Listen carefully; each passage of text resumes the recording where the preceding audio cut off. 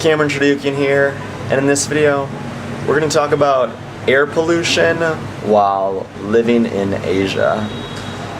So coming from the Midwest USA, I came from a small town of about 100,000 people. Air pollution was something that we'd heard about maybe in science class, but it wasn't something that you really thought about much. But that changes when you come to Asia. Depending on where you choose to base yourself out of, or where you choose to travel, air pollution is going to be a crucial factor.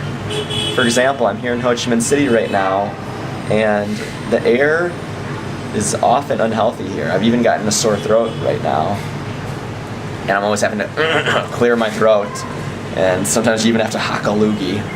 I think that's what I would have said growing up. You cough and there's like phlegm or whatnot.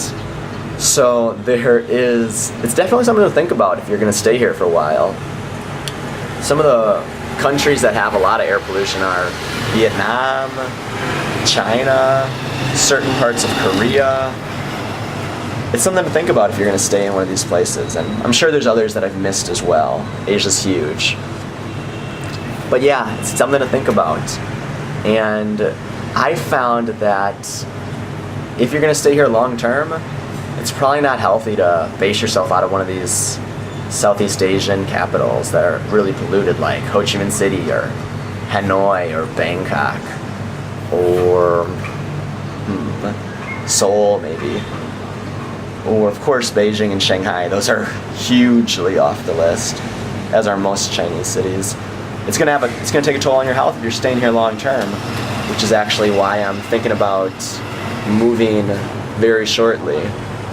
So definitely consider that. So what can you do? So if you want to just travel to Asia, is it just game over? You have no choices? Well, no. First of all, there are countries where the pollution is not such a big deal. For example, if you go to Singapore or you go to Malaysia, the pollution tends to be a lot less and a lot less severe than it is here in Vietnam or maybe in China. The other thing to consider is, oftentimes you don't even have to move to another country.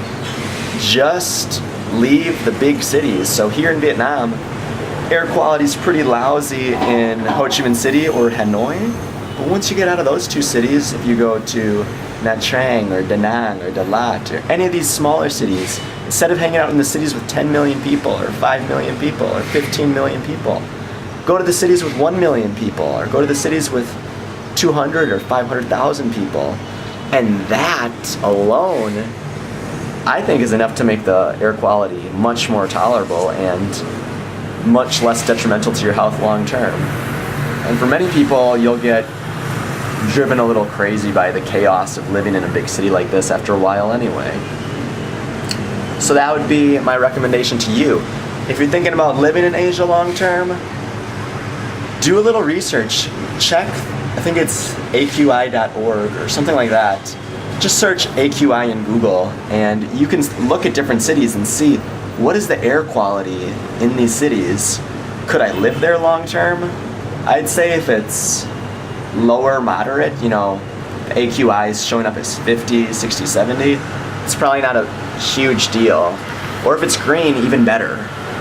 But if you're staying in one of these cities where the AQI is like the yellow or orange or red or purple, you may want to reconsider staying there for long term, because it's probably going to affect your health, how long you'll live, but also the quality of your life. Ho Chi Minh City is kind of on the borderline right now. It's not as bad as a lot of the other Chinese cities or Hanoi in Vietnam, but it's enough to give me a sore throat. It's enough to give me to deter me from wanting to leave my apartment during rush hour, things like that. So to want to exercise anywhere near any of the traffic. So something to think about if you're going to come out and live here. Anyway, I hope you got some value. I know there was this is a big value drop in this video. And please subscribe. We'll have a lot more travel videos coming out soon about Vietnam. And thank you for watching.